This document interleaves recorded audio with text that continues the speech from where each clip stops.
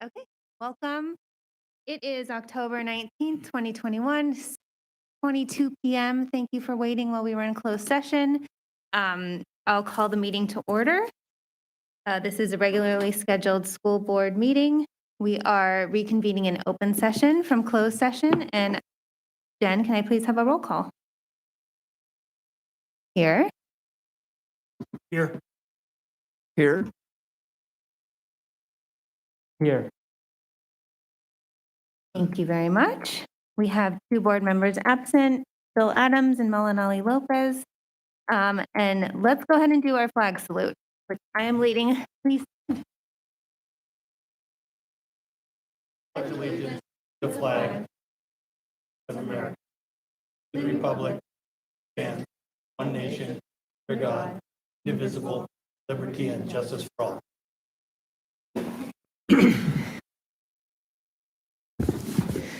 Okay, item 2.3 is report out of closed session, which we do have a report in student case 091421. I'm going to go ahead and read our two action items, and then we will vote here. So the first one is in consideration of the student expulsion case 091421. Is there a motion for the findings of fact? And I make a second. All in favor? Aye. Aye. Aye. And, and this one is just going to be Can't do the a board, or just going to be the non-student board members, because it's an expulsion proceeding. So only the three of us have to do that. It's for the better. And then the second is in the consideration of student expulsion case 091421, is there a motion to uphold the principal's recommendation for expulsion? I make a motion that we do. I will second. All in favor? Aye. Aye.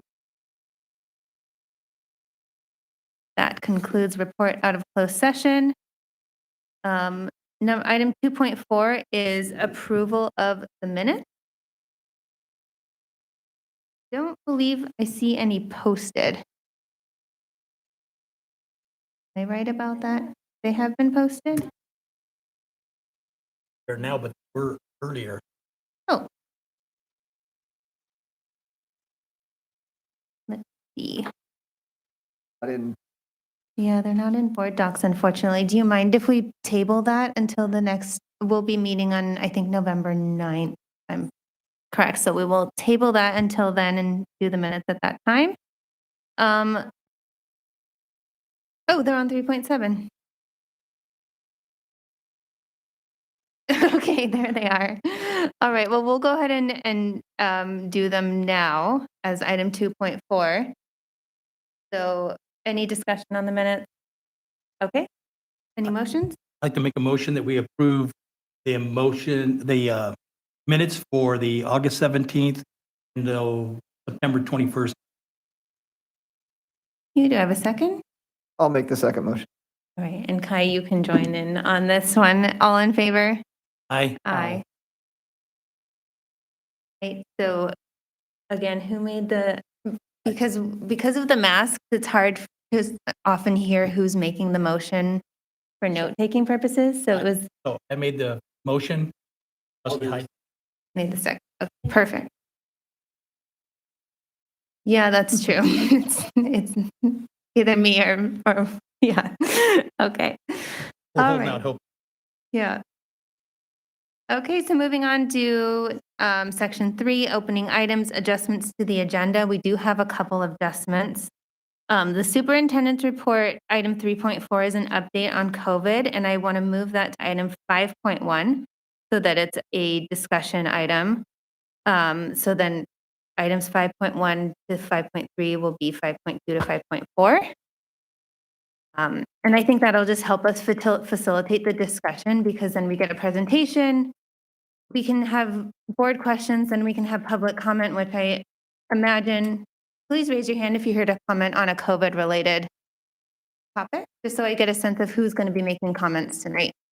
How many people? Oh, no one? One? Okay. Okay. So basically, if an item is agendized, if a topic is agendized, then all of the public comments that are related to that item have to be made during that portion of the meeting. So I just wanted to double check and make sure that I kind of have a sense of how many people are going to be commenting at that time, just to, help facilitate. Okay, so, and then we have one other change, which is moving item 6 points, I think switching item 6.2 and 6.1. Okay. Inverting, yes. Word. I Say that again. I don't know. Okay. So do we have any public comment on open session items, which would not include any COVID-related comment? Because we're going to put that as a 5.1 agenda item. So any public comment, non-COVID related and not on the agenda.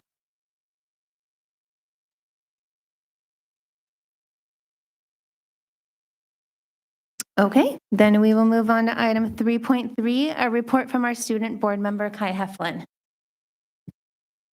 Hello, everybody. So my name is Kai Heflin. I'm the student board member for the Windsor Unified School District, and this is my student board member report for today's regular board meeting on October 19th, 2021. Next slide, please. So for this meeting, I only have one slide because I just have a few bullet points, and I will explain them all. So for this meeting, I wanted to give the school board and the community members an update to some campus improvement ideas and some acknowledgement.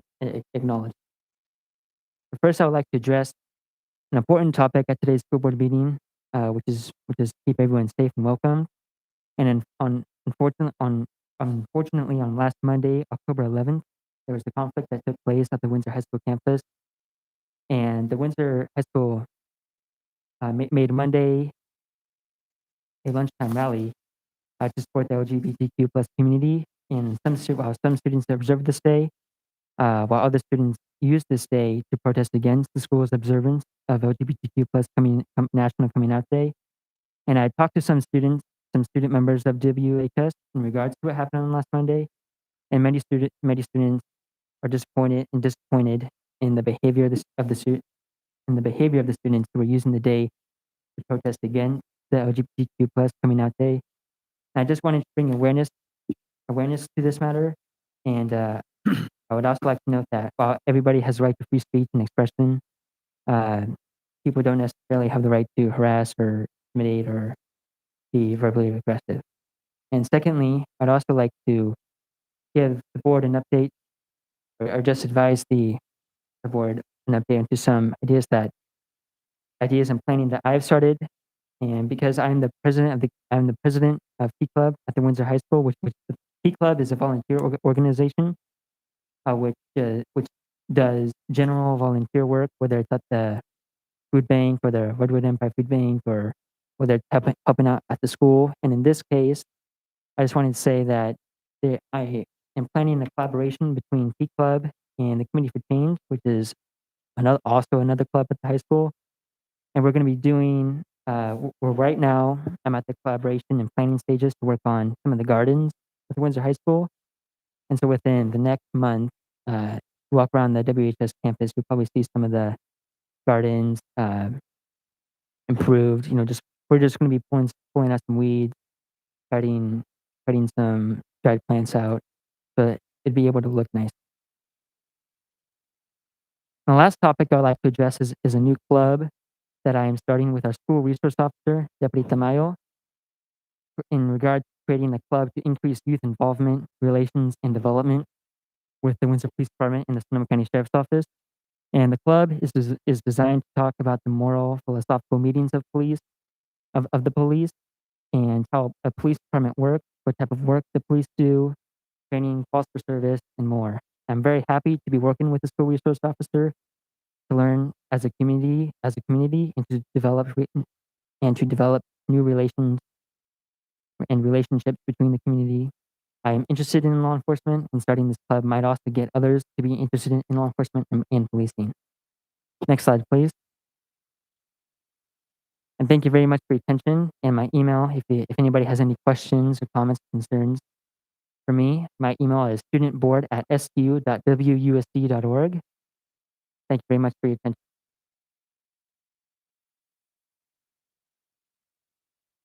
Presentation, can I? Yep. Okay. So item 3.4 is now staff association report.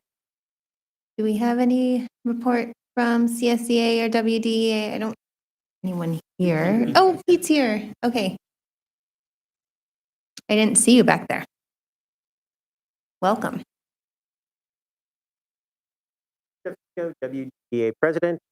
We met a couple of weeks ago for our regional kind of president's meeting, and we had the opportunity to hear from two candidates who at the time were running for county superintendent, current incumbent Dr. Harrington, and then a challenger, Brad Coscarelli. So we listened to them for a while, and then the body voted on it, and WDA endorsed Dr. Harrington for a lot of different reasons, and then a few days later, he decided not to run. So I don't know if other people will be running and jumping back in now. But anyway, I thought we'd let you know that we did endorse him. I didn't really lead to anything though. Yeah. So that was. All right, thanks, Pete. Okay, Board of Trustees report. Anything from our board members? The only thing I would mention is I'd like to do a little shout out to the fall athletes. Seasons are winding up in the next couple weeks. We've had some great performances this year at the high school and the middle school and with Cali as well. So congratulations to those students for all their hard work. And as we transition into the winter season, we hope to have more success and continued hard work. Thank you to all those that are involved. And the coaches as well, of course. I think I have anything to report. Anything for you? No? Okay.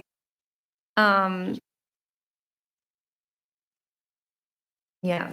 Big Rain game. or shine, Friday night, Windsor Stadium. Bring all of your zeal. All right, moving on to consent action items. Take it away. I'd like to make a motion for consent items to approve consent item 4.1 through 4.13. If I can get a second, that'd be great. I will second. You, all those in favor? I have- Aye. Oh, Aye. No, I am in favor, but I just wanted to ask if we had Oh, any discussion sorry. before we voted. I don't think we It's do. all straight. Okay, then all in favor. you, Now we will move on to item 5.1, which is the former item 3.4, Superintendent's Report Update on COVID-19. So Jeremy is out today. Chris Meredith will be presenting in his place. No, we're speeding through things today. And it's very quiet today.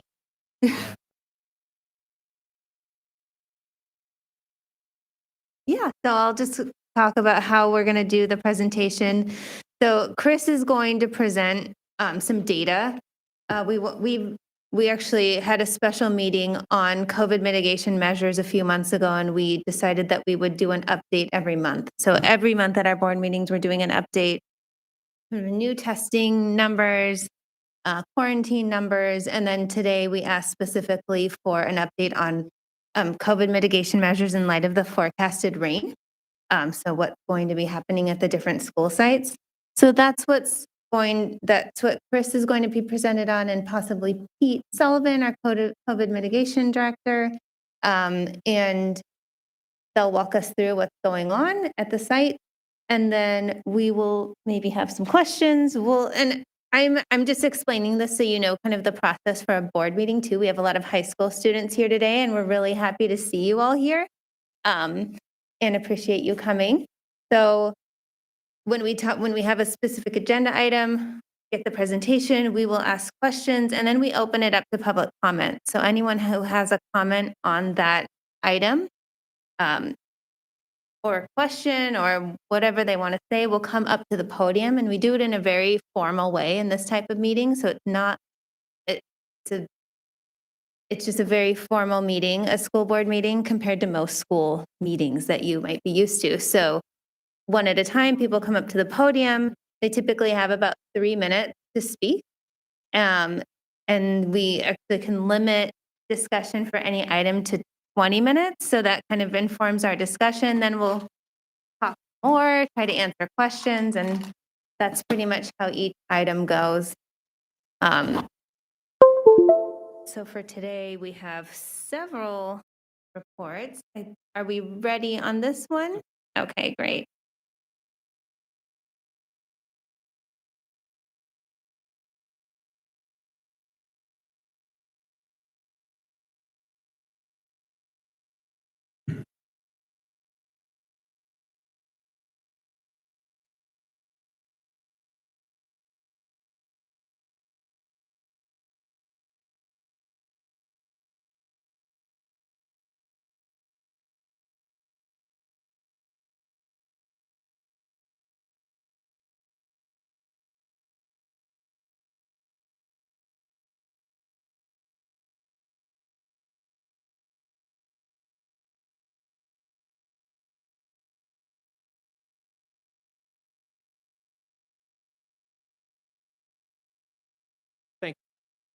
With us there. And again, my name is Chris Meredith, Director of Human Resource, here to provide you a brief update on our COVID mitigation strategies thus far. Oh, okay. So how are we doing since last reported? So last report was in our last board meeting, 21. And thanks to our mitigation strategies, our amazing personnel, our newly appointed Director of COVID mitigation, we've seen quite a bit of success in terms of our numbers.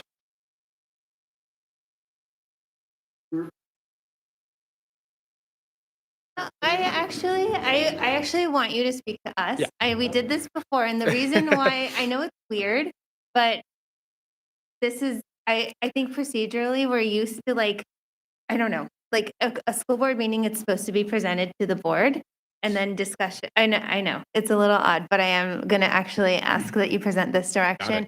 Also because of the camera that's filming him, or that it's being broadcasted, is facing this way. Yep. So sorry, Eric. No worries. And before we go, I don't know if the audio, the person in the closet back there can hear, but can you turn up the microphone?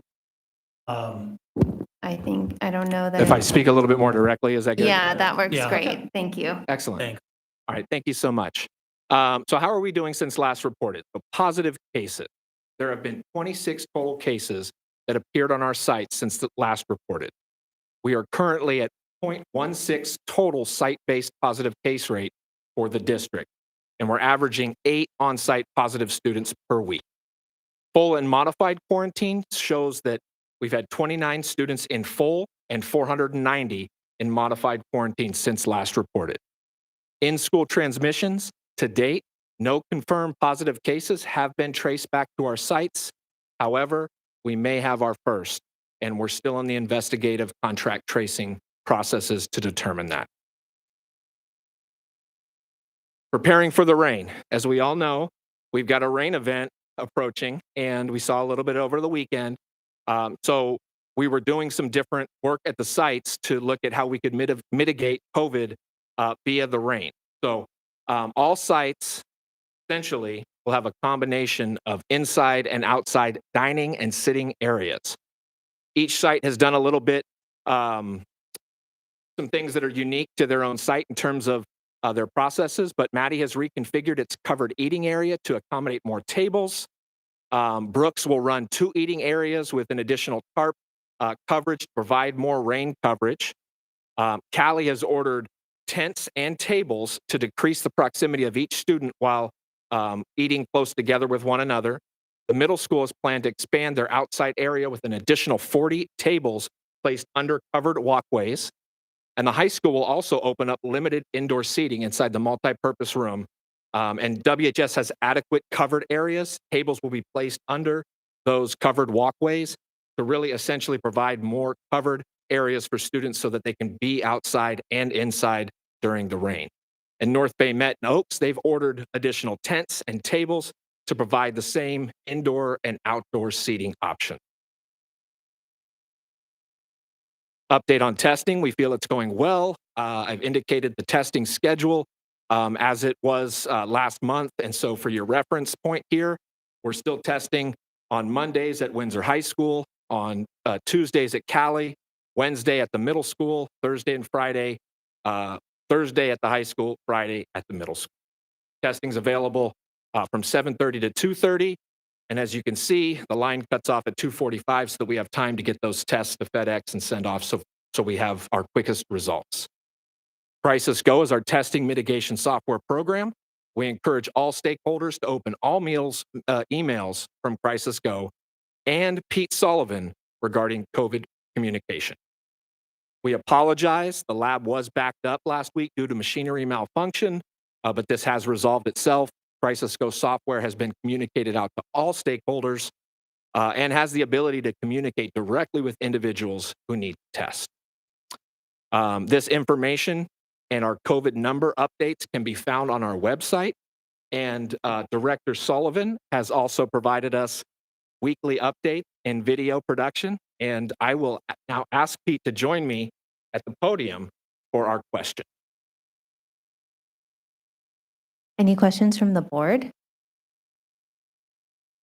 I mean, I think it's pretty straightforward update. I know that a question that I have that we asked earlier on, well, we adopted mask guidelines.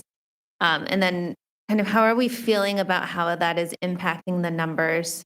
How do we feel that our measures that we've adopted as a district are impacting the case rates and kind of how we're doing? As one of our primary mitigation strategies, we feel that it's lowered our overall case rates because this is the place where we have the most opportunities to supervise students and redirect and ensure that they're adequately being safe. I'll also let Pete speak to that a little bit.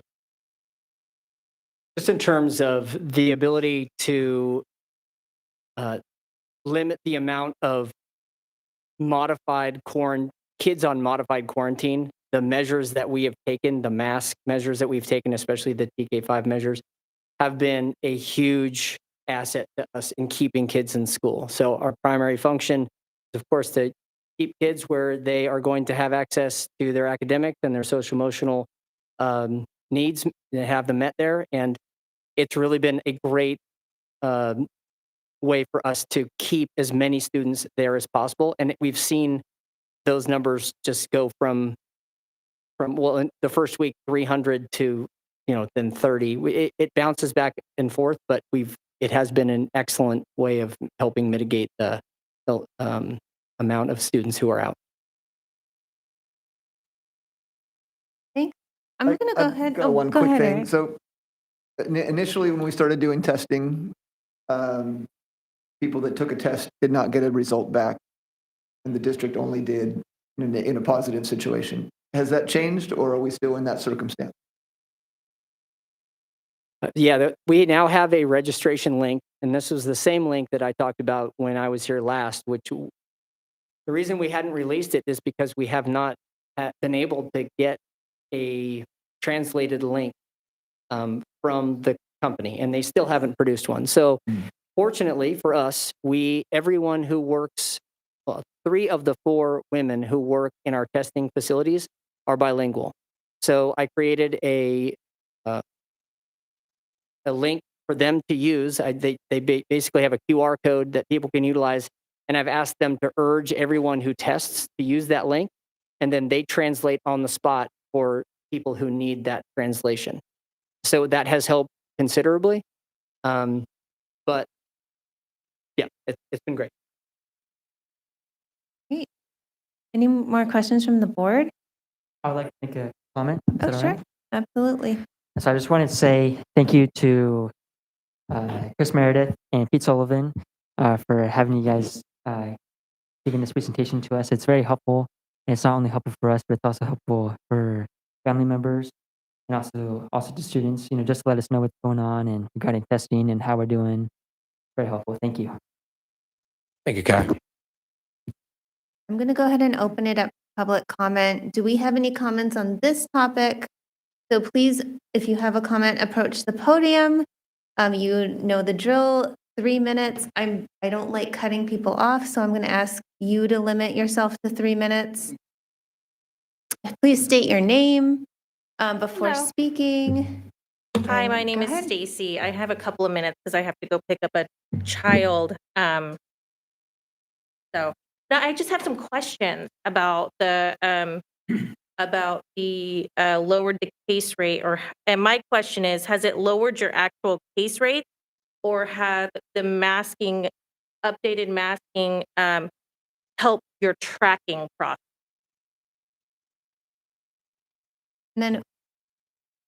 And then you'll have to come up to the podium to respond. So maybe if you list all of your Oh, sure. questions, Okay. just so we can use the mic and then it's broadcast. The reason why I ask is because it seems really easy to be able to tell the county, no, they all had their masks on all day except for 14 minutes while they were eating, instead of tracking every student to where you actually know what they're doing and when and where they were. Because I do know that schools that were open in other states in August of 2020, the tracking process was incredible. And that's what I'm wondering is, with the updated masking, it seems like it's helping you track rather than lowering you understand? And then I do have a question about the rain at Brook and the tarp. Can somebody please explain in detail what that's going to look like? And that was it. Okay. Okay, thank you.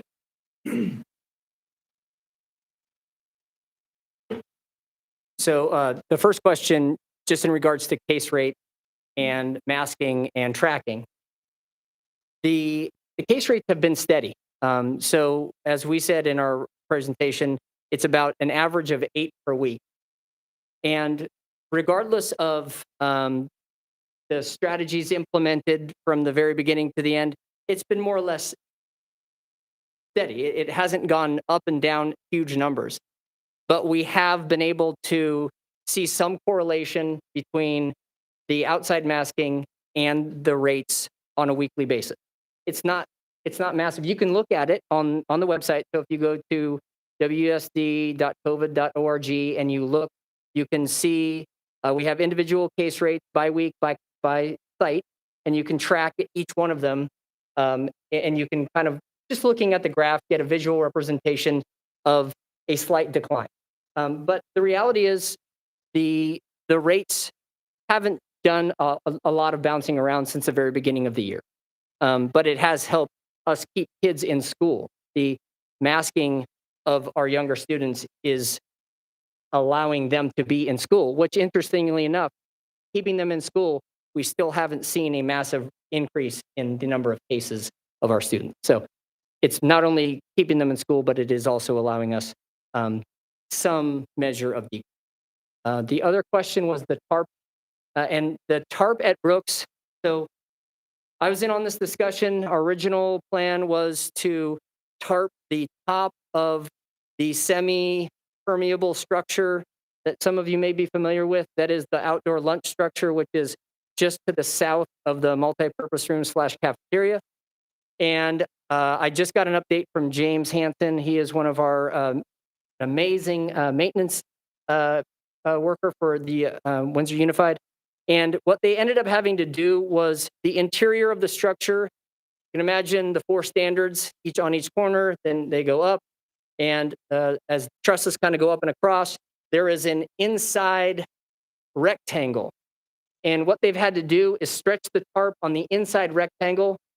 That rectangle is on length, runs approximately 35 feet, and on width, it runs approximately 16 to 18 feet, which is not what we wanted. We wanted to go over the entire thing, so we had the entire 35 by 20, so we could stack the tables in there and allow a full class to eat under each one. I don't know if we're going to be able to do that, but we are going to keep the rain off of the kids who are underneath that center section. It is not a perfect solution, nor is the solution that we are offering at Cali, because prop to Cali right now that we actually have volunteers right now helping put up 14 by 17 tents, or excuse me, 10 by 17, 10 by 20 tents, 17 10 by 20 tents, in between 2 and 3. And we're hoping to add more of them to other sites. So this is something that probably will also be used at Windsor Middle School. We'll probably add some in addition to Brooks and probably even Maddie. It's ordering them and getting them in is always difficult now, especially with the manufacturing slowdowns and the shipping slowdowns. So, and then our own personnel concerns, just in terms of getting, we literally have volunteers and staff putting them up right now because our maintenance staff home for the evening. So I acknowledge that you're right. That is not an ideal solution. It's a really tall tent, so sideways rain. It's going to be cold. It's going to be wet. Going to be all those things. And we have the inside, 2 classes on the inside, 2 classes on the outside, and I was working with them on the rotation. It is what we have right now, and we are working on more solutions. This is, a shakedown event for us, and we are getting, a little early rain, which thank goodness we're getting rain, but it's also poking holes in some of our solutions. So I love the comments. And by the way, please use my email, psullivan@wsd.org. I get all of my best ideas from all of you. So I'm just I'm not an idea machine, but I do collect them and I utilize them. So if you have ideas, if you have friends who have ideas, email me, and you probably will see them up at your site. Pete, I had a question. I don't understand, how come we couldn't harp over that whole thing? James said it came like, sorry. James said it just became Like like a parachute? Yeah, it just kept picking it up. Got it. So they tried to strap it down. My idea was to come under and then go around that internal structure. But he said, regardless of what they did, there wasn't enough eyelets to keep it down. And so it was just going to tear those eyelets right off. I mean, it's not super windy right now, but it wouldn't take much to ruin those tarps. So they went in.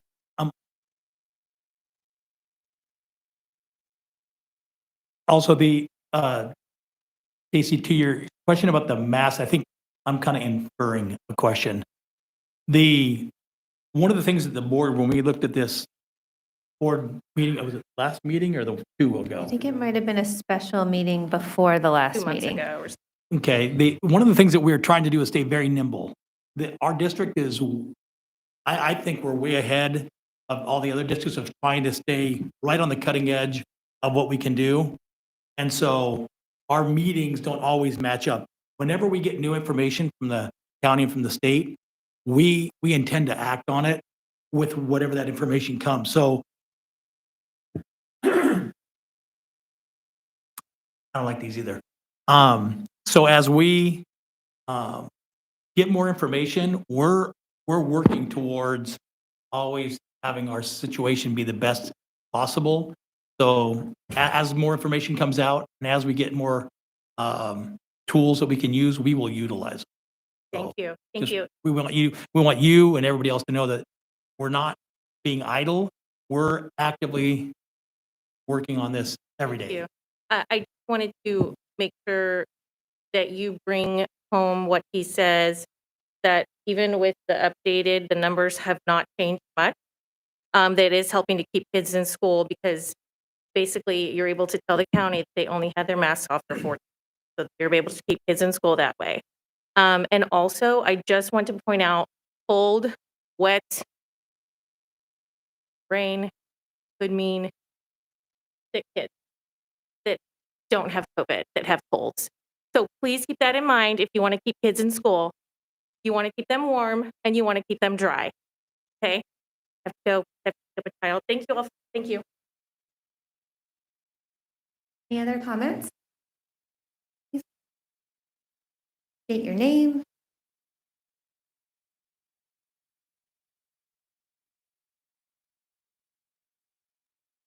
My name's Angela Perez. And my question is, and I may have missed this, followed a lot of the board meetings, but at what point, or at what point are you going to talk about the mask on the TK through 5? Being that the numbers have not changed much, when can, I have kids from that age all the way up. The older ones don't have to wear the mask, the younger one does. At what point does he get to not wear the mask anymore? Good question. It's something that I actually asked as a board member because we did say that if the numbers were consistent, if they were low, we would look at that. And I know that that is something that the superintendent is looking at and that our team is looking at right now. I don't think we're ready to make a decision on anything, but I know that it is something that we're looking at. So maybe you would be better speaking to that than I am. So I'll just add that Superintendent Decker is looking at this, and he's going to be making his recommendations and communicating that to the board. And the public will see that come about in our next meetings. Next meeting, or just, are you not? I'm anticipating as late as the next meeting, but if a decision is made to change the current processes, then that would be something that would be done in a special board. Thank you. And I would also add our next meeting is not a full month away. I think it's in the 9th, it's November 9th. So it's actually only about 2 or 3 weeks. 3 Can I- weeks out? Can I add one more thing? Yeah, absolutely. So Superintendent Decker is a part of a small group of superintendents that will be meeting with Dr. Mace. So he wanted to have that meeting prior to providing his recommendation to the board and having the board make a decision. All right, great, thank you. Piece of that may depend upon how things go with weather as well.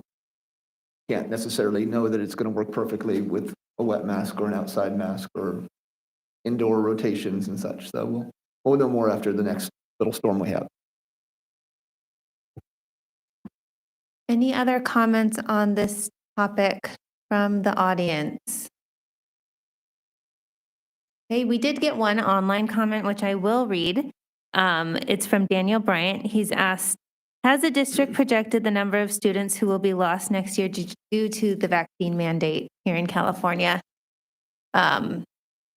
I don't know that we've done any type of projection work, but I will turn that over to either Chris or Pete to answer, or possibly Austin. So we actually have, we've gone through, we just got the numbers yesterday. It all happened yesterday. But just this morning, Lisa and I were going through and looking at the numbers, and we really didn't have a whole lot of students. It wasn't a significant amount of students that were not here yesterday because of protesting the mandates. But ultimately, with the local control funding formula, there is the prior year guarantee. So we get funded off whichever is larger, the prior year or the current year. So if we decide to have students that sit out next year, we'll still be funded off what's higher this year or next year. And because we're in declining enrollment, it won't actually really affect us, but it could affect us on the previous years out. But it's so early, it's hard to really account for all that. That makes sense. In regard to that question that was sent in, any public school needs to follow that state mandate. So it's not like they could leave Windsor because we're enforcing it and Santa Rosa's not, or Hill's not, correct? No, I'm so glad you brought up that point. Yeah, it's not like we're going to enforce it and others aren't. Sounds like across the board, most are going to. And also still dependent on it being approved by the FDA still, too, correct? So that there's some time, some approvals that need to be happening and go forward. So I think that there's a. No, I think you're right, Rich. They're jumping the gun a little bit here, in my opinion, just because there hasn't been anything by the governor. I think we can all expect there to be something, but we don't know yet. So I think we'd be jumping the gun a little bit by that, but we are planning for it. Well, thank you. So we did have an answer to that question. It looks like we have done a little bit of projection work. It seems like it's pretty minimal based on the absence rates from Monday, which kind of is an indicator we were looking at as to how many students might choose not to enroll next year in person.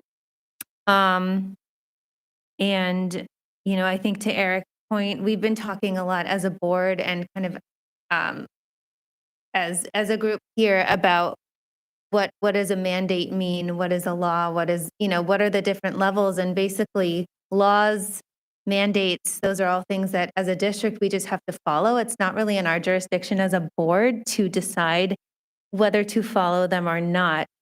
Guidelines are a little different. That's why we have had the conversation about masks and really had an in-depth conversation and invited the public and, spent a long time talking through that issue. But as far as mandates, I think it's not fully implemented, right? It is a little, the mandate is the mandate, but as far as what Rich was saying about the approval date, things are still coming. So we'll have to see what comes of that. But as of now, it is something that we would have to follow because our district does follow the law, just generally. That's the approach that we take. Just so people understand, there's going to be a process to a lot of this. The mandate's been made subject to certain conditions. Once those conditions are met, if they're met, then people file a lawsuit against that. They'll get a judge somewhere that will stay that implementation pending the outcome of that. And the process goes on. Then somewhere along the way, there'll be a change of administration, probably every 2 years, there's usually a change of something. And then somebody else might say something different. So right now I'm telling the people that ask me stuff, I'm just saying, hey, don't get excited. Let's wait and see how things go. Because sometimes we can worry about a lot of things that one, we have no control over. And if we can't change it, and we don't have control over it, and I'm not going to get too anxious. I'm too old and got to make sure my ticker's good. So anyhow, there's a process that all these things go through, and that process is not at the tail end of it. We're kind of at the beginning of it. So there's still a lot to happen.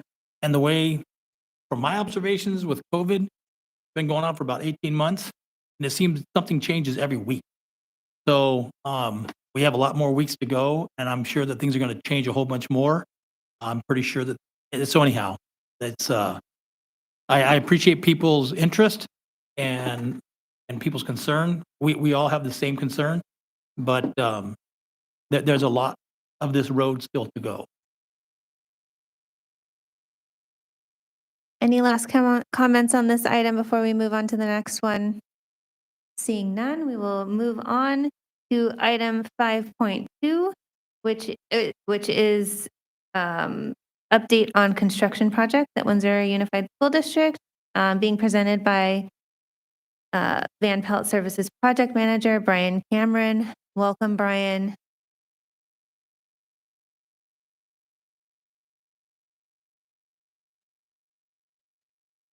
Board of Trustees, and it's good to see some of the student body here. So I'll do a quick update on the Measure F bond program. I'll start off with Calmatech. We're currently working on the 2-story 14 classroom building. Increment 1 for the temp housing was approved by DSA in early October. While we were submitting that project to DSA, we discovered that the building L and the gym building were never DSA certified. So we were able to contact the old project inspector and the architect and get that one closed out of DSA. And then they allowed us to approve increment 1. Increment 2 is scheduled to go to DSA this Friday, and that is a 2-story 14 classroom building design. So that puts us on schedule to have approval by February on that project. And more recently, we went through the lease-leaseback process. We received many proposals, and we interviewed 4 of the contractors that we felt would be the best fit for the project.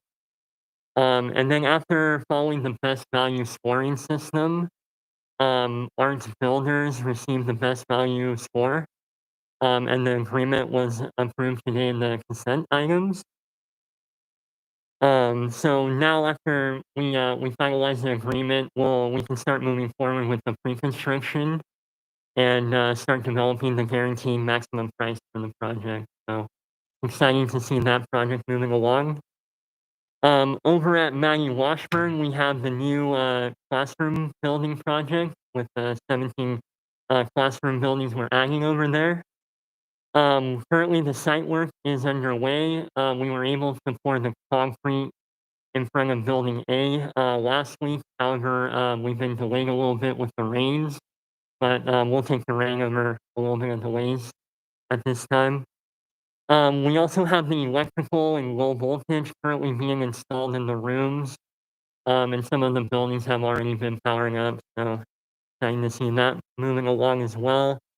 And then we're still on schedule to complete that project by winter break. Over at the high school, we're working on the fire alarm panel upgrades. This will be so the North Bay Med Academy and the P portables can communicate with the main fire alarm panel at the district admin, the high school admin.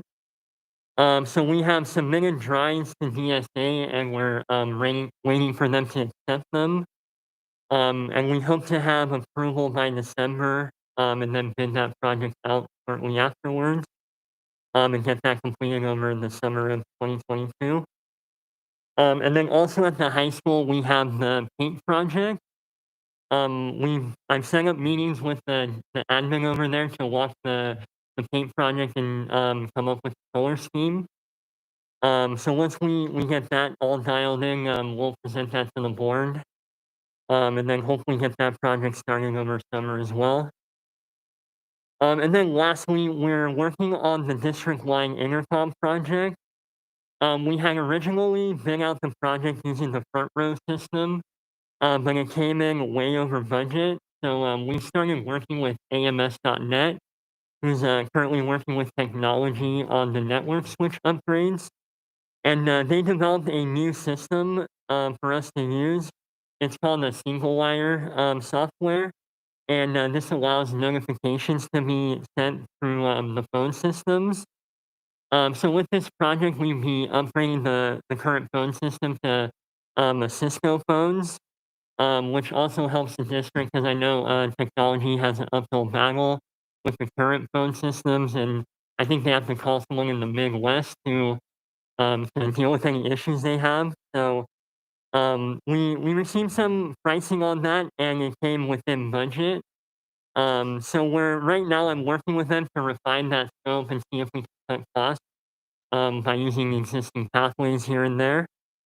And I'm hoping to bring that to the December board meeting for approval, so we can then begin procuring all the material and hit the ground running over summer of 2022. So those are some of the main projects we're working on. We're mainly in the planning stages right now, other than Maggie Washburn. So looking like we're gonna have a busy summer as usual. So, do you have any questions or comments? You mentioned that the Cali building, that's a Uh-huh. big adventure for us coming up. So what do we anticipate the timeline? So More or we're less. I planning mean, you on never know when something crazy could happen, but Yeah, if things went first- perfectly, when would we be ready to move? So right now we're on schedule to start the temp housing, which would be in that field area, in February. So we can have that completed by early June. And then once we have the temp housing set up, we can move in the portables that we're going to be demoing into the temp housing, and then begin demolishing those portables in June. And roughly right now we have the schedule at 12 months for the 2-story building. That can fluctuate because we're seeing a lot of difficulties procuring materials due to COVID. So I'm hoping to get it done in 12 months, but now that we have a contractor on board, we can start working on all those issues. And one of the first things I want to do is coordinate with Howie, have coordination meetings because it's going to get really congested in there with drop off and pickups, and we want to work with them and see how we can alleviate that as much as possible. For the presentation, Yep, great no update. problem. Appreciate it. Thank We have any? Thank you. Yeah, Oh. I just want to make a comment real quick. No, it's okay, Brian. I've noticed that we had a ton of students at the beginning of the meeting. And then we've had a few leave and a few have to go places and whatever. I just want the students that are here left to know that if you stay till the end of the board meeting like we are, that I will sign your paper or something so you can tell your teacher you get like double extra credit. And an Right. autograph. And an autograph, not on a check that you And can. we'll also give you these mints. And we have some tasty little goodies that keep us through the meeting, but I just wanted to acknowledge, I think No, there's, I thank see you. 3. Yeah, we really Um, appreciate it. I just want to let you know that if you stay, and I promise not to talk too much more, that, there might be something in it for you. You got to take a chance. And if you really have to go, you can go if you need to leave. Remember, But just remember though, your principal is right back there. okay. Do we have any public comment on this item on the construction update? I don't think so. Nothing online. Okay, then we will move on to 5.2, which is our summer school 2021 report for migrant ed summer school, elementary summer school, and high school summer school. This item is being presented by Lisa Saxon and our principals, I believe. Yes, ma'am. Thank you. So up first is Robin Fletcher, who served as our principal for our I Aspire Migrant Education Summer School. And welcome, Robin. Excited to be here. It's a pleasure to talk about this program with you tonight. This was the first collaboration between the Migrant Ed program and I Aspire. I Aspire, if you're not familiar with it, is an arts integration program that's been. Sorry. I'm a teacher. I'm like all over the place. So this was the first collaboration between I Aspire and Migrant Ed. We normally just have the Migrant Ed summer school program, and we've done a small I Aspire program. And this was hugely successful. I believe the arts integration aspect really helped all of our students to feel comfortable to be back in school. Many of them hadn't returned in the springtime. We were able to serve. Oh, there we go. Too far. We were able to enroll 52 students from TK to 5th grade. We had 4 different classrooms.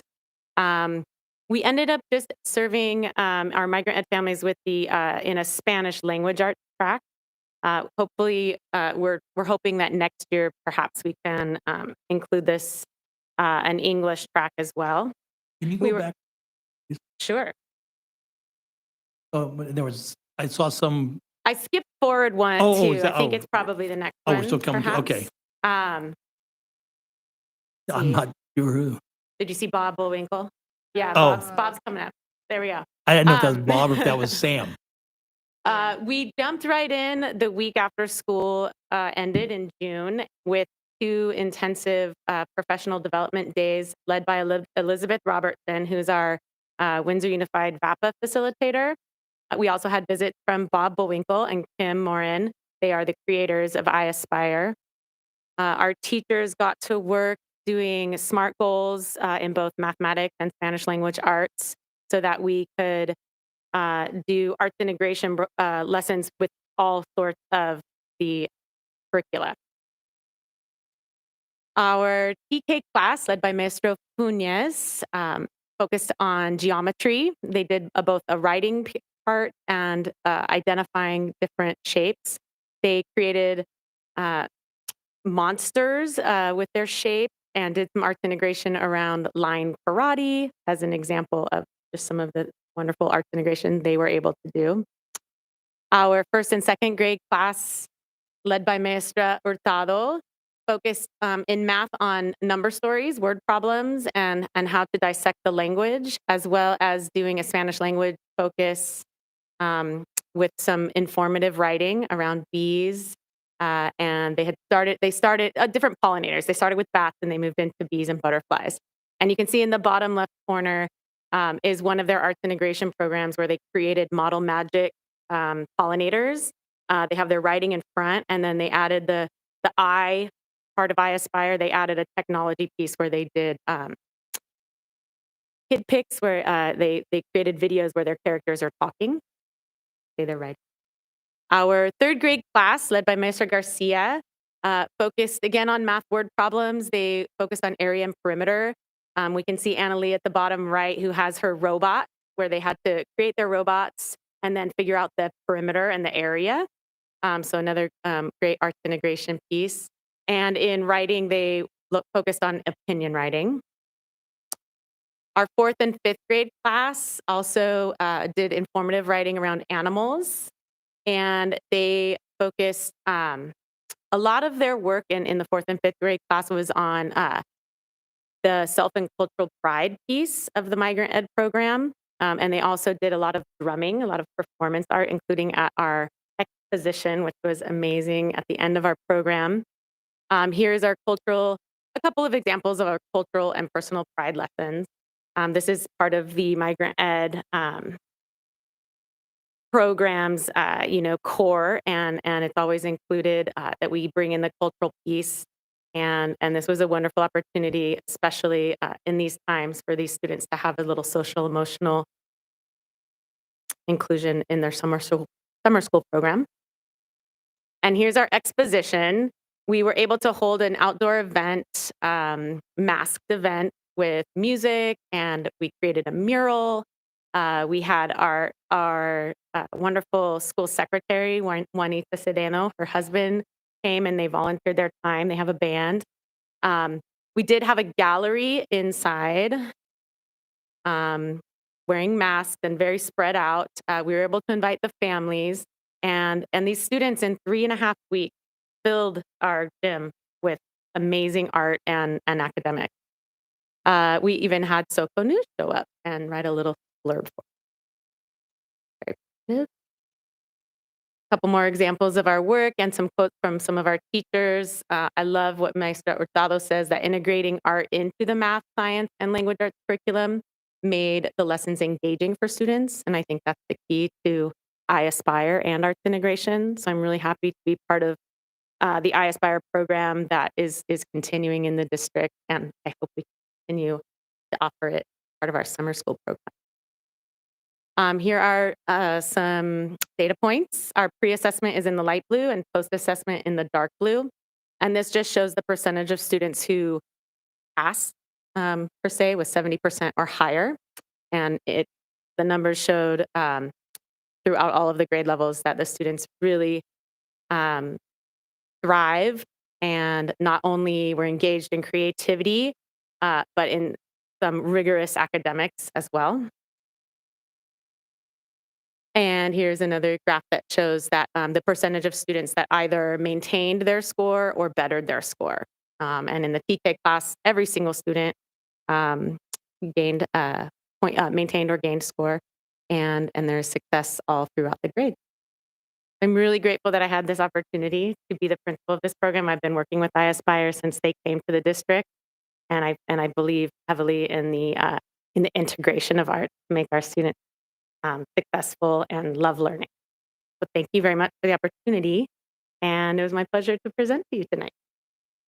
Any questions? No Okay. questions. Thank you, Robin. Thank you. Really appreciate it.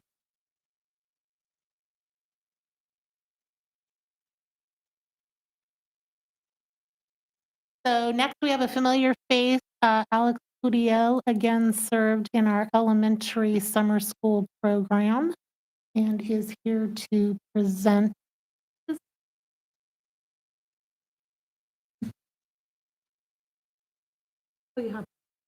Okay. First and foremost, I just want to thank Allison Griggs and Lisa Saxon for the opportunity to helm the summer school. Really appreciate it. So for the sake of the children, let's make this quick. So a quick overview. The goal of our summer school was to address the linguistic deficiencies for our incoming first through sixth grade students. Additionally, we wanted to continue to develop their English skills and to tackle some mathematical gaps that were identified via assessments throughout the school year.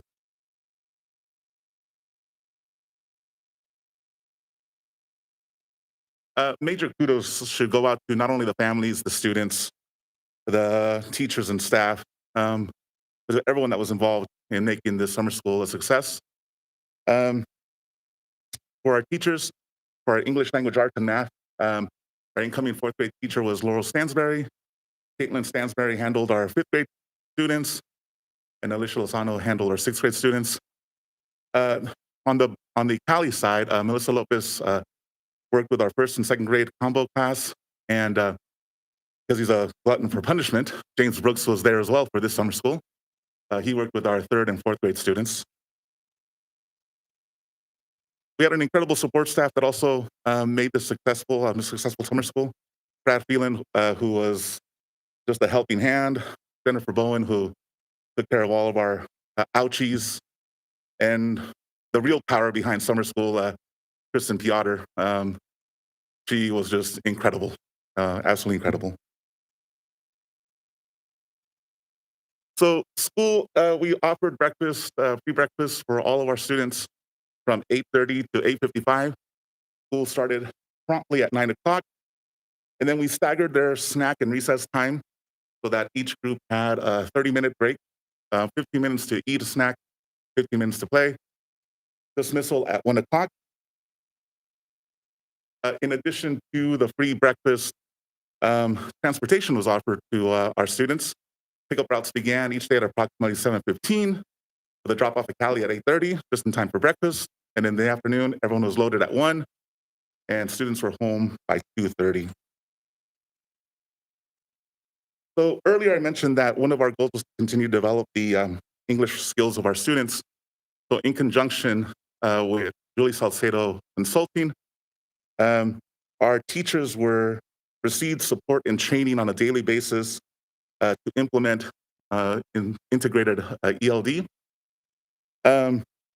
Not only did our summer school students benefit from the skills and the lessons that our teachers learned throughout these trainings, but I think that one of the added benefits is that these teachers can now then go back to their schools and use it during the regular school year.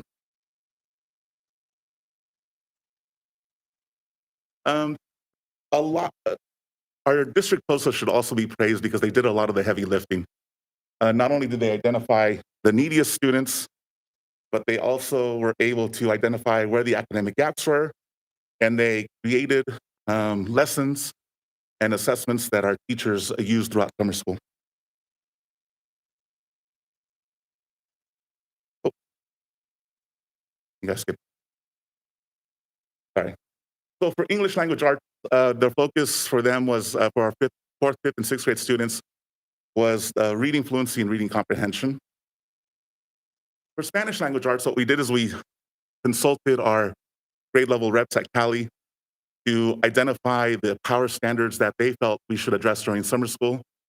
For our incoming first and second grade students, that meant the recognition or reproduction of letter sounds, syllabication, and blending. For our incoming third and fourth graders, certain grammar skills, writing powerful sentences, and identifying the main idea in short passages.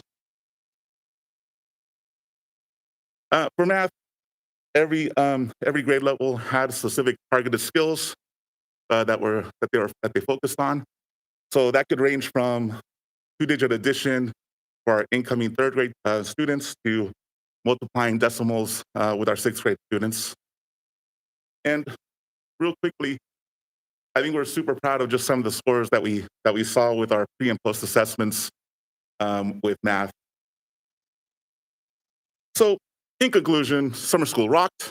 And being completely honest, I'm really proud of the gains, the academic gains that our students made in all subject matters, in all grade levels. But equally as important to me is that I think that our teachers did a wonderful job of creating a real supportive and loving learning community. And I think that translated because we had a really high retention rate among our summer school students. And the truth of the matter is, after such a difficult time that our students have been going through, for them to willingly come to summer school says a lot about them, and then a lot about the efforts of our summer school teachers. That's it. Thank you. Thanks, Alex. Yeah. Appreciate it. Thank you, Alex. Right.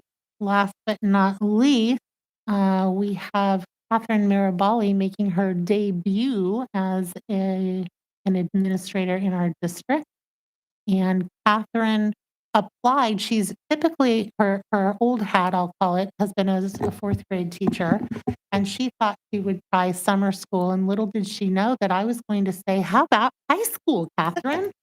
And she, with a wonderful can-do, yeah, I'll learn something new attitude, took it on. So Catherine, take it away. Thank you, Lisa. Thank you, President Ahmad and the Board of Trustees. My name is Catherine Mirabali. I'm a teacher on special assignment for the Independent Study Program. But this last summer, I was the high school summer school principal for the Credit Recovery Program. Our program was housed at North Bay Met campus and Windsor Oaks Academy. And thank you, Forrest, Harper, and your staff to let us be on your campus and in your space. We really appreciate that. No. Oops, oh, go back. Okay, thank you. Our primary focus was to recover credits for 9th through 11th graders. We also ran a diploma completion program for seniors. So seniors are able to come back and finish and graduate. It was really fun to watch the process. With OdysseyWare, students can work on units for 24 hours a day, 7 days a week. Seniors could complete as many courses needed to obtain their diploma, and other students were able to do 2 classes at a time and work their way through what they needed to finish. And with our diploma completion program, 2021 seniors did not have a typical high school experience. They started freshman year with the 2017 Tubbs fire, and they ended senior year in a worldwide pandemic. And I was so proud to see these students come back on campus after this crazy 4 years to finish their diplomas. And I would literally jump up and down when they walked up to me and said, I finished. So it was a complete honor to be able to watch them through that process. For the ones who did not finish at that point, they did return. Some are returning to complete now with AB 130. Thanks to that assembly bill, they are able to come back and earn their diplomas. I want to say thank you to Jeff LeFay, who oversaw the seniors during the summer school, and he motivated them daily to come in and get your work done. He was there to support, and I'm thankful for that. Some of the other live instruction with English, math, and PE, we actually had PE in person. Students were lining up to take PE, which I was shocked, but they did. It was our first year teaching PE in summer school, and it was very popular. The varying needs of our students, this was so important to provide some sort of live instruction. Students were able to get direct support from their teachers. Our amazing teaching staff pulled it off. And thanks to Maria Schuster, who was my partner in crime, calling home to families and making sure people showed up to school. Our largest population served in summer school was our Hispanic population at 66%. The student population was mostly male, more male than female. And we served a large percentage of ELs and migrant ed, which half of our district, 49% of our district, is EL/migrant ed. So we are able to serve a large population in summer school. Oh, yeah. Just, I think I know the answer, but you see where it says 700 Hispanic Latino? And then, The- is that a coding? Yes, that is a Okay, I was gonna coding. say, I'm- because something's wrong, because there's 700 Hispanic Latinos, there happen to be exactly 700 Caucasian. No, I wanted to see if you could do some math. No. Yeah, No, and it's- those are codes for I'm really good at pies. ethnicity And code. I was noticing somebody's piece of pie was bigger than my piece. That's why I was, Well, thank you for catching that, but no. okay, cool. Thank you. I just wanted to make sure, thanks. Thank you for clarifying. And then these are some other codes here. So there's students with 504s, 5%, EL, RFET, 27%, and again, migrant ed, 42%. We were proud to serve this population of Windsor Unified School District. So mission accomplished, we completed many, many, many, many credits. We had 1,394 from our 9th through 11th graders, and we had 177 from seniors. So altogether, it was 1,571. And that's about 11.4 credits per student that was enrolled. So about 2 courses. And parents and students had a large request to have students taking courses to get ahead. So even though it was credit recovery summer school, I had a lot of people, a lot of 10th and 11th graders coming back to me to say, can I please take another class? I'm already done with my 2. I want to take more. So I would collaborate with the counselor and get them another additional course or maybe 2 other courses that they needed. So they were able to do that. I would love for this to be a future summer school goal in order for students to try and get ahead. So it's not all about credit recovery, but also maybe a chance for them to get ahead. So celebrating. Students were happy to be together. They were happy to be back in school after not being together for 16 months.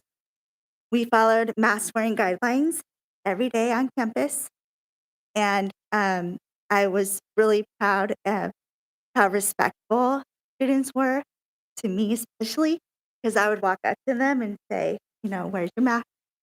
And they were just so great. They were just happy to be there. So it felt good. And as you know, it takes a village to run a summer school program. I have many people to thank, especially Jessica Borland for your support, and Lisa Saxon, thank you for this opportunity. And that is it. Thank you. Yes. So how were students chosen, or did they self-nominate themselves, or did counselors recommend them or require them? How did we grab those kids to know that they could go? The high school counselors reached out to students and let them know that they were credit deficient. And then we actually had Lauren Schmidt was our academic counselor for summer school. So she and I were able to go through and call out to those students' families and get them lined up with the correct courses that they needed. Is it possible for, let's say I took a class and I didn't do really well in it, and I'm promoting to the next level of that subject, is it possible for that student to take that class in summer school, even though they may have got credit for it, so they could improve, not necessarily on their grade, but just improve on their mastery of the subject? And so I think the answer is yes, but I just want to make sure. Well, in credit recovery, we are only recovering credits that weren't earned yet. Okay, So it was typically people who either didn't pass or didn't earn those 5 units. They were trying to accomplish getting 5 units. got it. It wasn't necessarily to improve a GPA or better a grade. Okay, thank you. Great. Thank you, Catherine. Thank you very Appreciate much. it. Thank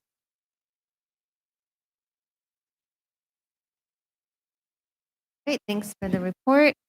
We have another report, 5.4, which is our special education report. But before I totally move on from that item, I think you're fine coming up. I'm just going to ask if there's any public comment. I don't think there are on that one. So we're good. Move on to 5.4. So this is current information on the district special education program presented by Deborah Ryan, our Director of Special Ed. Welcome. Thank you. Good evening, board members. My goal for tonight is just to give a current understanding of data that pertains to special education, and then identify our areas of improvement and next steps move forward.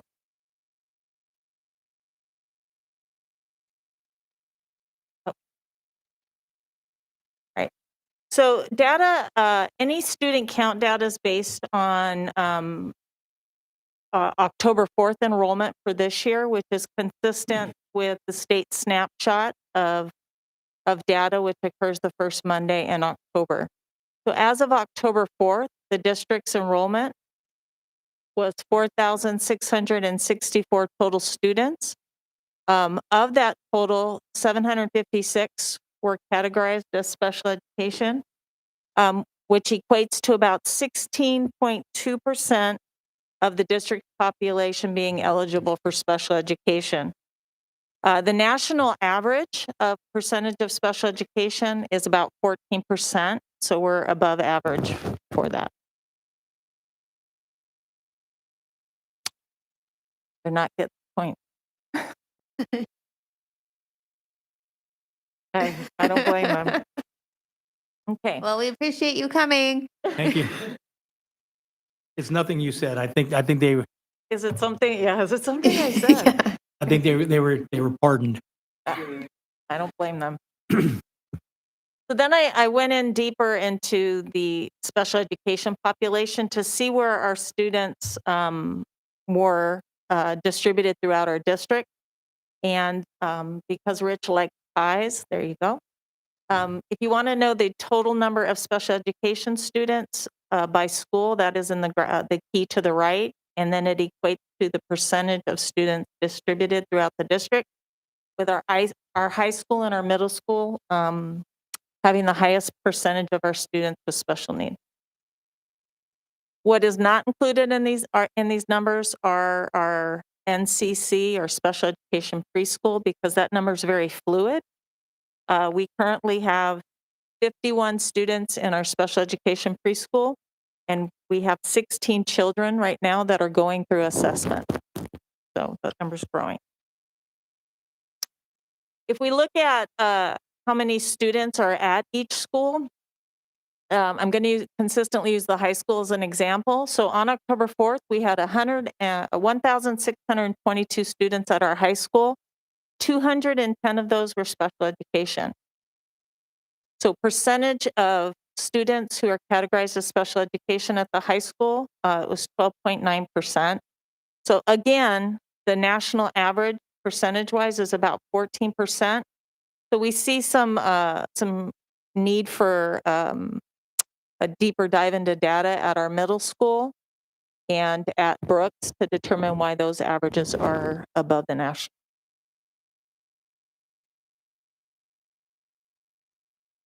So that I can plan for upcoming school years, I looked at the growth history of the district.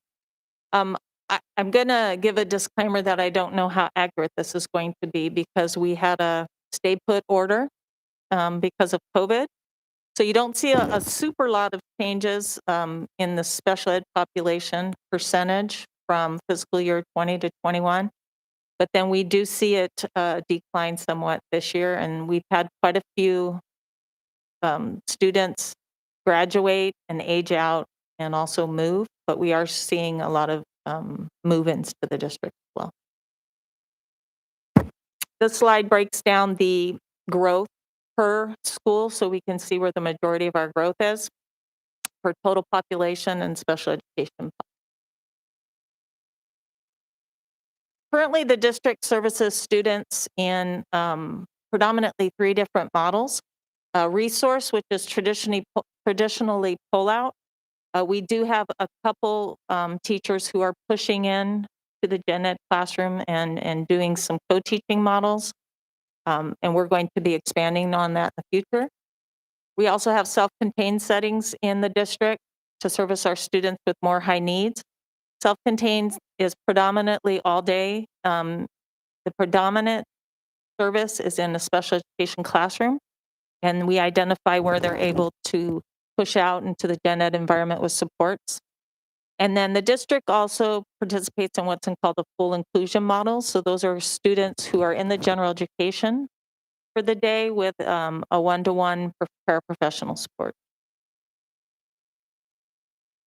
Related services include those you see on this slide. Predominantly speech is a huge one, and occupational therapy. Special education also provided health services and behavior support. Our program distribution is listed here. All campuses utilize the resource model, and aside from our alternative campus, have a self-contained model. And then we have behavior support classrooms at the middle school and the high school. The district also supports the North County Consortium for special education for students with more significant needs. So we partner with some of our surrounding districts. And we currently have classrooms on all of the campus except for Cali and North Bay. So I think this slide is important right now because of COVID and some students participating in independent study. And then there's been a bit of a dispute about face masks. So I wanted to talk about it a little bit. So FAPE, which is free and appropriate public education, dictates to us that to the greatest extent possible, students without disabilities need to be educated alongside students with disabilities. That is to the greatest extent possible, and we call that the least restrictive environment. The purpose of FAPE is for students with special needs is dictated by Individuals with Disability Education Act. So IDEA dictates to us the regulations we need to follow in order to make sure students are serviced in the least restrictive environment. So when students are offered independent study within our district, parents get to choose which offering of the FAPE they want for their student, whether it be in person or independent study. The job of special education is to align services so that students can access the curriculum. So we would not deny a student independent study if the parent chose that, but we have revised students' IEPs and services to align so that they can access the parent's chosen offering of FAPE. We've had some students placed on independent study due to the mask mandate, so I just wanted to talk about that for just a second. Our goal is to always keep kids in person, and just like everything else we've talked about tonight, it's kind of we're kind of mandated on some mask requirements. So students are to maintain masks. If they have a mask exemption from their doctor, the current regulations by the state dictate the need for an alternative face covering or social distancing with support. So that's our first choice for students, and we're working with their sensory needs to get them acclimated to face masks. We do have incidences where students are unable to maintain either or social distancing, so they're periodically put on independent study with in-person scheduled sessions to start to acclimate them back. So there's only 2 students that we've had to work on that, and we've got a plan to transition them back. The district, I received information that the district underwent state monitoring during fiscal year 20, so the 1920 school year. California Department of Ed identified these specific areas for the district to target for improvement. The biggest one that we're going to be working on is LRE, and what it's stating is we need to improve our students in the general education setting so that they're 80% or more of their day is in the gen ed environment. We also have disproportionate representation for students by disability, for ethnicity, and disproportionality in placement. So we're identifying those target groups and putting interventions in place, all right? And then we're also going to be working on our state graduation rates and chronic absenteeism. So these are our targets for what we're going to be focusing on moving forward. So next steps, and this is the biggest item that we're going to be working on, is creating that full continuum of services within the district. Currently, we service kids in general education classroom, resource, or self-contained. We're going to start utilizing a mixture of all those plus everything in between and identifying kids based on what their needs are, and then acclimate our services and schedules according to individual needs. We're going to work on collaboration with the gen ed teachers to help put those pre-interventions in place to reduce the number of students who are in need of special education. We're going to be providing professional development, which we just had a full PD day on Friday, and I was able to pull special education staff to work on service delivery models, skill-based knowledge, and work on appropriately developing and documenting individual education plans. And we're going to be creating action items that specifically target those, and we'll be sure to share those with you in a board report. We're working on creating a seamless practices. So student study teams, we're going to align that with pre-referral to special education and get those pre-interventions in place. We're going to be providing grade level content rather than ability level content, so students have access to the areas that the state assessment addresses. And we'll be working with gen ed teachers on appropriate accommodations so that students may access their curriculum. Partnering with Lisa Saxon on the whole child approach and making sure that we're addressing social emotional learning as well as academic needs. We're working on our sensory integration model as well for students who have sensory needs. And the biggest thing right now that we're seeing is a need for stronger behavior support. So we're working to put that in place. And then I just want to give a shout out to paraprofessionals. My job is to identify how we can better support them. And in doing that, give them very specific targeted professional development and improve our retention rate for paraprofessionals. They are a key component to what we do with students, the work we do with students with more severe special needs. That's it. Any questions? This is a great report. We got a lot of new information. I've been doing this for many, many years, and I learned some things tonight, so that's great. The one thing I wasn't familiar with is the legacy. Could you explain what the legacy program is? So Legacy, and this existed before me, so it's currently only offered at the high school and the middle school, and it's specifically for students who present with a need for a self-contained environment who have significant behavioral support needs. So it's predominantly students with emotional disabilities, although it services students with other categorizations. What I'm finding already is we have a need for a higher level of that type of program and support for our K-5 students. We're seeing an increase in, I'm going to guess it's because of isolation during COVID. But we have a significant need in our younger grades that I'm going to be working on getting that developed.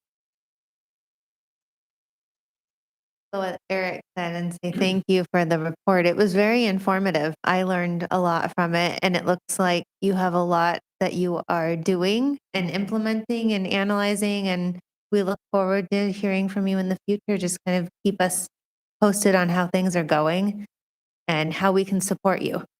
I guess my question would be, is there anything that you need from the board? Chocolate?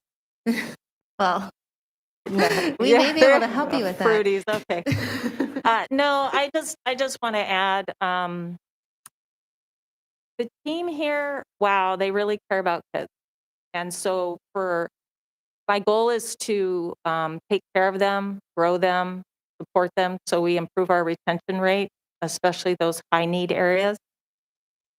But they're just very diligent about caring about kids shows. So I'm going to do my best to support that and just expand their knowledge and expand our services to kids. I've been very impressed with the.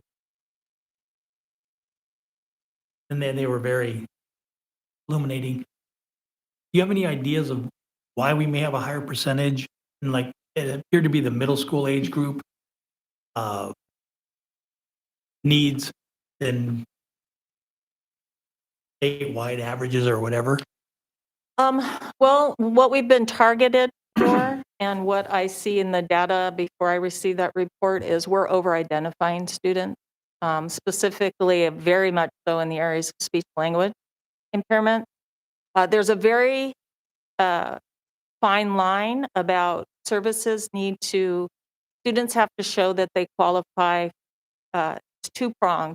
Do they have a disability, but do they have a need for specialized instruction? You can have a disability, but it not impact your access to education. So we're going to better define that. You also have to remember the high school and the middle school are going to look a little higher because you've also got Cali, which is a K-8 feeding into it. My concern is I keep seeing an upward growth. Even it should level off about middle school. But I see it grow at the middle school level and I'm seeing it grow at the high school level, which leads me to our job is to figure out what those students need to learn so that it plateaus and we don't see a growth of I'm seeing too many initial evaluations at the middle and high school. We should have already caught them by then. We should have already been able to see which kids need assistance before they get to that grade level.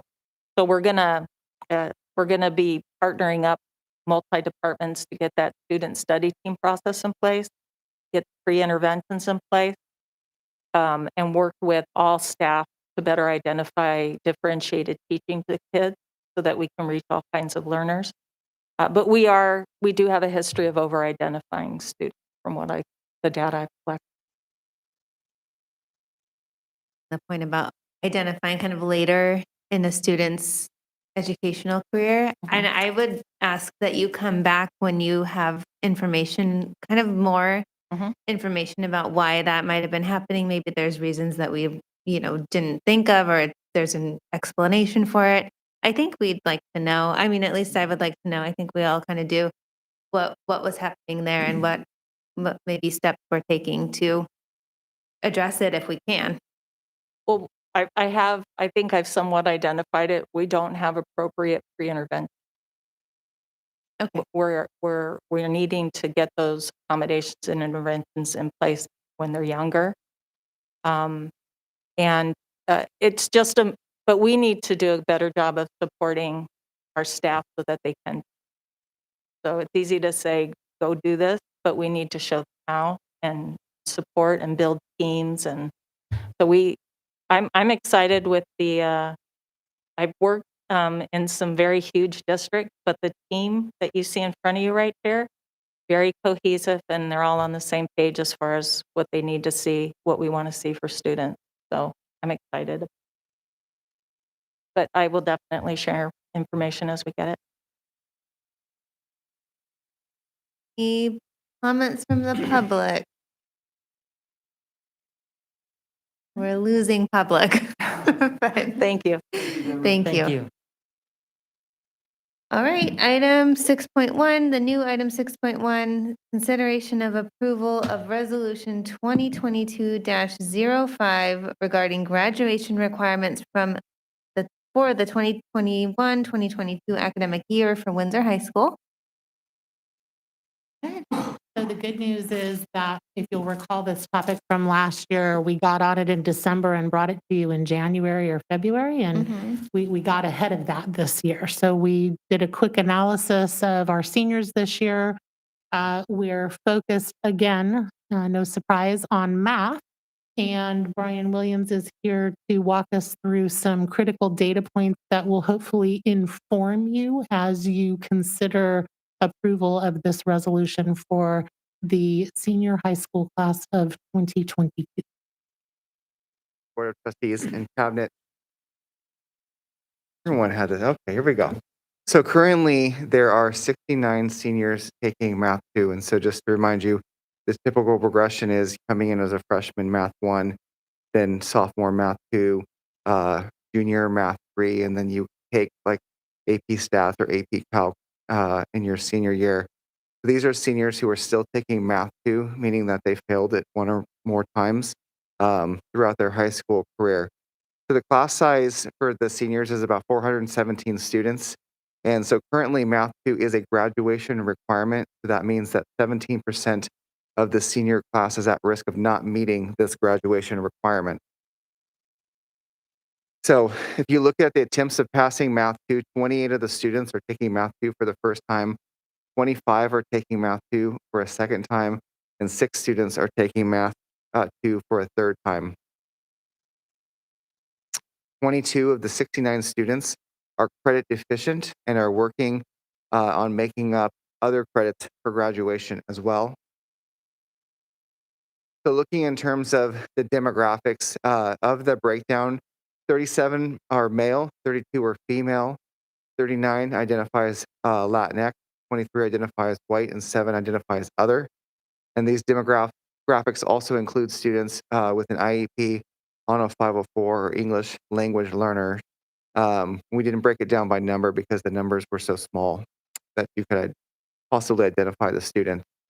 Looking further on the demographics, 26% of them are in that CareerX core, and 22 are in the Vineyard Academy, and the remaining 21 participate in Nueva, Arete, Pre-Med, Build Academy, ELD core, STEM, Humanities, or Delta, which is the special ed core. So 8 of the students have passed Math 2 with Ds and met the graduation requirement. So 61 still need to pass the class this year for graduation. 10 of the students who are repeating Math 2 just need to pass it for the spring semester for graduation, and 2 of the students who are repeating Math 2 need to pass the fall semester for graduation. So one thing also to remember is that California requires that you have to have a 2-year math, with the highest level being Math 1.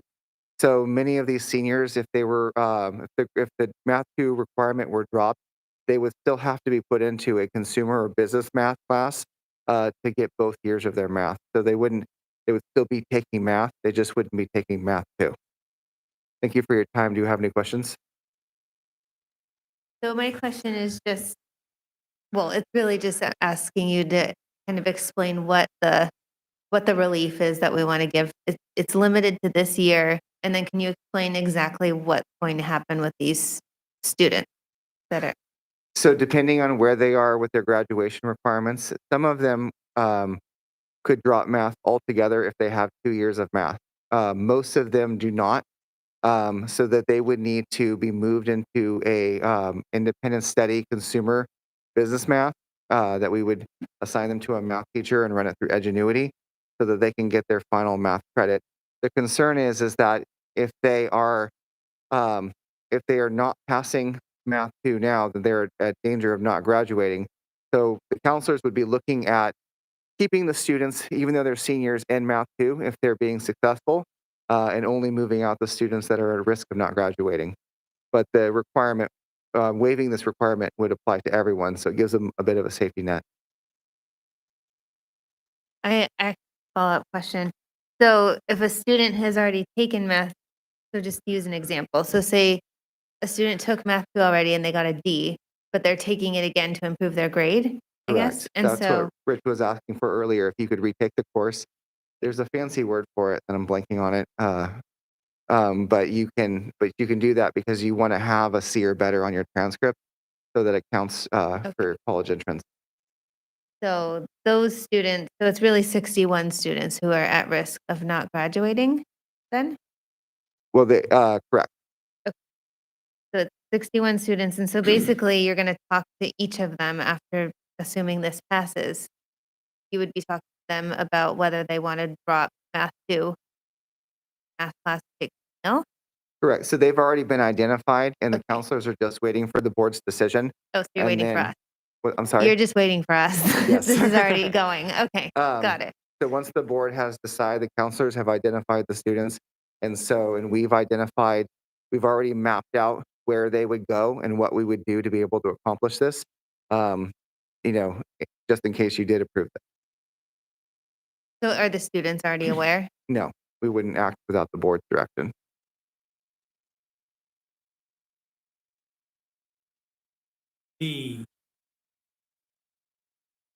Curious to why, so the state requirements to graduate in the state of California is just Math 1, correct? 2 years with the highest being Math 1. Okay. Does anybody, I haven't been on the board that long, but does anybody know why Windsor is it just the previous board set a Math 2 as the minimum? So or something, a or- great goal to have for a high school is to meet those A through G requirements, and meeting Math 2 is part of meeting those A through G requirements. We're working with our math department and Director Saxon to develop possibly a different pathway for students that still helps them meet their A through G requirements for most students, but then also makes it so that not every year I'm asking you to waive the requirement to save, 60 seniors. Right, that was kind of where I was coming to. Talking to a lot of kids in college, there's some really bright ones, and they can't figure out how to balance a checkbook, they don't know what the balance in their ATM account is, other than just looking on, oh, it's this. They don't know how to reconcile. It's amazing to me. And so I don't know, are those the kind of things that the kids are learning in that consumer math class that you're talking about, or? So there's senior college math, there's consumer math, there's business math. We're looking at tying math to the construction industry through our Build Corps. So if we look at changing the requirement, there's a possibility that we would be able to open up more high interest math courses that directly relate to the course that we have.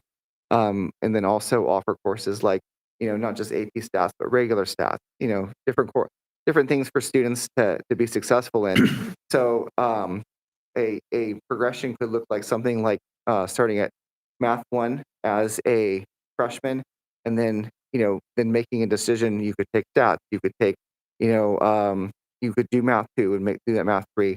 But also for our students who are struggling, it gives them an opportunity that they could take, kind of pre-Math 1 as a course that we're offering this year. And so if they took pre-Math 1 and then Math 1, their freshman and sophomore year, then they would technically meet the state requirement. I would advocate for a third year because they do test in the 11th grade, and we want to ensure that they're taking math consistently through high school. So if they're going to college or they're going to the trades, they've had that opportunity. But those are things that we're going to be talking with the math department tomorrow and coming up with some ideas to present to Ms. Saxon and Mr. Decker. Sorry, I didn't mean to. I think this is a bigger discussion than Absolutely. just tonight. But you're right. These are things that kind of come up. I want to see. It seems like, I don't know, every year, but it comes up from time to time. And I'd like us to maybe have a much comprehensive and a deeper discussion into the math issues. I have some certain ideas. I don't know that I particularly care for how some of the integrated stuff works. I think we're doing an incredibly great job educating math area our students that are really math oriented, but I think we're leaving a lot on the table of some kids that need it and need certain help in certain areas. And I think we can do it maybe differently. And I don't know what that is per se, but I appreciate that you guys are looking at it. And I'd like, maybe future board type discussions or topics that we delve into that some more. So you're 100% right, Rick. This is the short-term solution so that we don't end up in another position where seniors run out of time to be able to do something about the math issue. So we decided to address this first and not wait until January like we did last year. And then to continue, as Brian mentioned, the conversation about the bigger issue at hand and how do we want to attempt to solve that in the long haul. So that's sort of part 2 of what's to come in the future. But tonight we really wanted to get the current senior crisis in front of you and address that Right. before we move on to the bigger issue. Yeah, I just wanted to more or less make the point somewhere in the future as just a board note that the bigger picture, I don't know if it's a half a day on a Saturday or something where we can just, kind of brainstorm and talk a lot about it. I personally have some pretty strong opinions about certain things in it that I'd like to see at least get discussed and then learn from, quite frankly, you guys, the professionals, of why certain things are a certain way, and then I want to challenge some of those ideas because I've asked a few people a few years ago about why we're doing integrated math a certain way, and we need to learn what I'm on the board, but yet I know there's state rules. Those people who are listening, there's state rules that we have to follow, and there's other rules we have to follow. And I want to try and see how can we follow those things and yet still be as excellent for the kids. Is that my grandkids? Yay, good job. You get 10 points. But I want to be as not as excellent for the kids who maybe struggle with math as we are for the kids who excel at math. And because I think that we're leaving, as I mentioned earlier, I think we're leaving a lot on the table for some of our kids that struggle early on, that I think that they could excel and do a lot better. But again, I need you guys' input.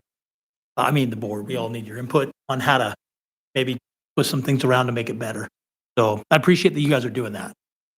And I think we have some like legacy math requirements at the high school level. Like I'm just thinking that it's probably very similar to the graduation requirements when I was in high school, which would have been, it wouldn't have been integrated math 1 and 2. It would have been algebra 1 and geometry, or 2, algebra 1 and advanced algebra, something like that.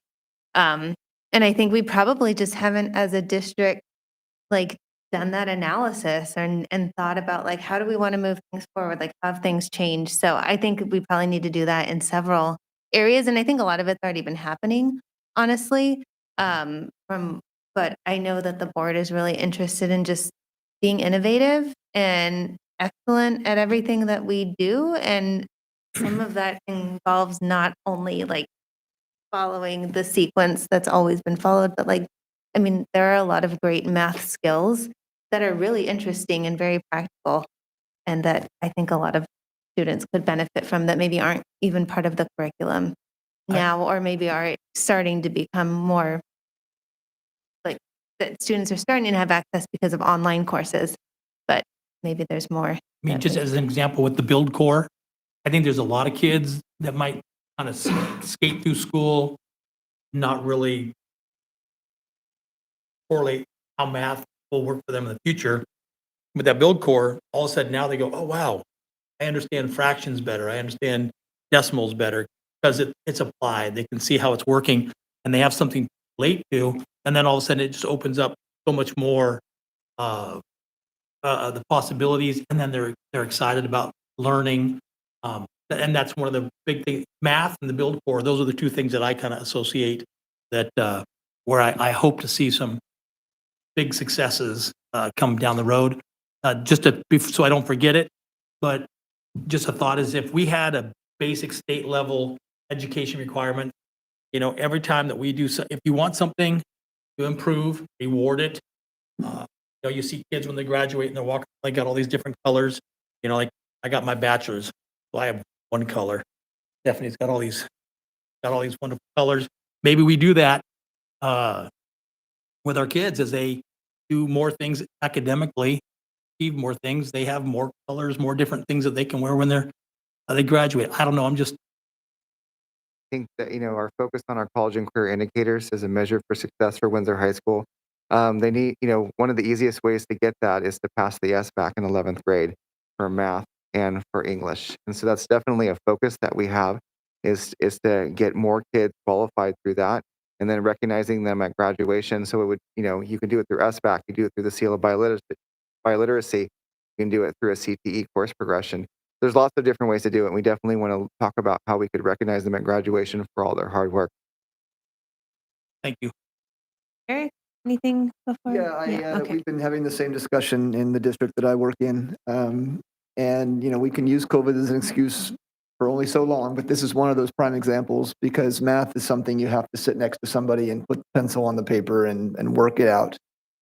You can't really do it just by trying it yourself. You can't really do it by, watching the video, even though there's some great programs that help you that way, Khan Academy and different things, of course, Edutopia and others. But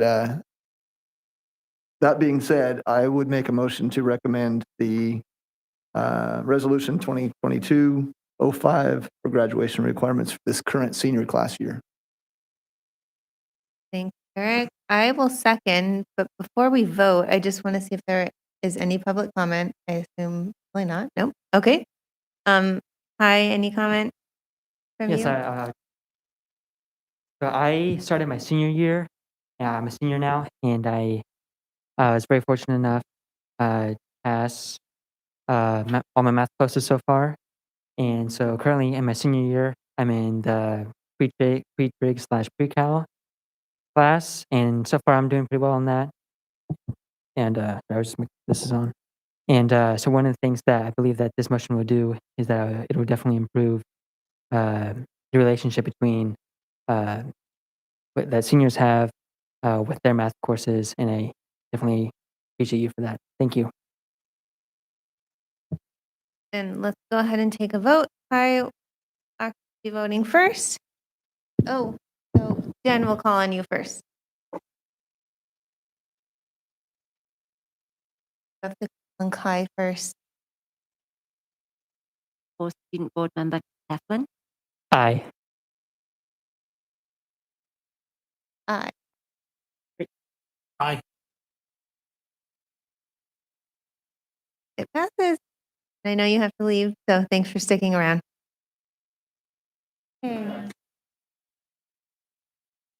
Okay, item 6.2, consideration of approval of Windsor Unified School District ESSER 3 expenditure plan. Lisa Saxon, take it away. So I'll make this quick. As you know, this is the second pot of COVID money that has required a plan that I've brought to you for your approval. I think that what you saw in the ESSER 3 plan is a little bit misleading simply because there are currently, that we're aware of, 6 different pots of COVID money that we're managing. Many of them have very similar allowable expenses, if you will. And so I think what I just want you to know is that the big ticket items in the ESSER 3 plan, including COVID mitigation, related personnel, academic, social, emotional intervention for students, and lots of technology, maintenance infrastructure, hardware, software, Wi-Fi, et cetera, all are allowable expenses. And when it comes out in the wash and we begin to true up, because the other challenge to the 6 pots of money is that they all have rolling expiration dates by which they must be spent. And so we're needing to sort of, for example, when the expanded learning opportunity grant came out and you approved it, we didn't even know at that time about what ESSER 1, ESSER 2, and ESSER 3 would be. So as you can imagine, Austin and I are constantly reshuffling and reprioritizing and moving to try to be as strategic as we possibly can about making those dollars go as far as they can. So I just wanted you to be aware of that. It's generally all allowable. And when we true up, it may look slightly different. Any Questions? Any public comments on this item? Please They have ask. this available to take care of all these special programs we need to the government for that. I'll make a motion to approve the ESSER 3 expenditure plan. All in favor, starting with aye. Aye. All the rest of us? Aye. Aye. Okay, it passes. You. And then now we have resolution 2022-06, Educational Code 44256B, presented by Chris Meredith. Hi. So last month we passed a similar action item in which it was pertaining to single subject teachers that needed a board approved waiver to teach outside of their subject matter. So this is similar. This is for multiple subject teachers. The difference between this and the one we passed last month is that the governing, and I'll just read through it. The governing board of a school district by resolution may authorize the holder of a multiple subject teaching credential to teach any subject in departmentalized classes below grade 9, provided that the teacher has completed at least 12 semester units or 6 upper division units. So this is how we assemble some of our class assignments at the middle school level. This is solely Cali this year. We also had one in previous years at the middle school, but that person retired. So this is an ongoing yearly thing that we have to do. So, any questions? Pretty familiar with it, so no questions. I assume no comments. Do I have a motion? To the resolution. Do I have a second? I will second. And then it's a roll call. Roll call.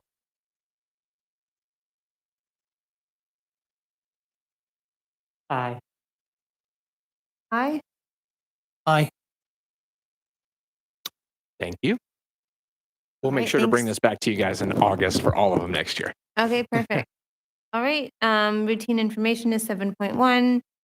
And then the next item is adjournment. Do I have a motion to adjourn? I'll make I will second. All in favor? Aye. Thank you very much. Oh, yeah.